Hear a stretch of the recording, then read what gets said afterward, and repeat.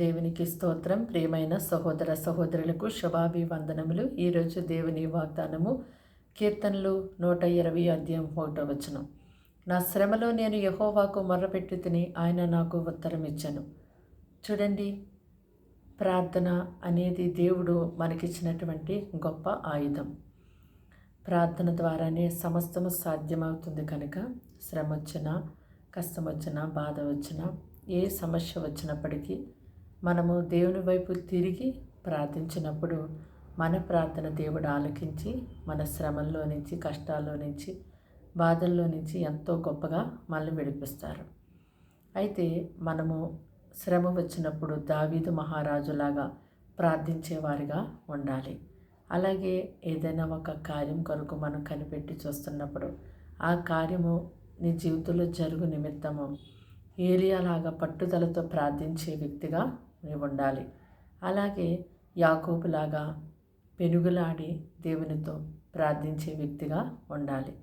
కనుక ప్రార్థన చేయటం వలన గొప్ప కార్యాలు మన జీవితంలో జరుగుతాయి. కనుక సాతాను ప్రార్థన చేయడానికి మనం సిద్ధపడుతున్నప్పుడు ఎంతో ఆటంకాలను మనకు తీసుకుని వస్తాడు. ఆ ఆటంకాలను మనము అధిగమించి దేవుని సన్నిధిలో ప్రతి సమయమందు అసమయమందు నీకు వీలు కుదిరినప్పుడల్లా నీవు మోకరించగలిగితే, నువ్వు ప్రార్థించగలిగితే ఎంతో గొప్ప కార్యాలను నీ జీవితంలో నీవు చూడగలుగుతావు. ఎంతో గొప్ప విడుదల దేవుడు నీకు అనుగ్రహిస్తారు. ప్రతి విషయమందు ఎల్లప్పుడూ కూడా దేవునికి ప్రార్థన చేస్తూ దేవుని స్తుతించేవారుగా ఉండాలి. ఆయన ప్రజలైనటువంటి వారందరికీ దేవుడు ఇచ్చినటువంటి గొప్ప బలమైన ఆయుధము ప్రార్థన.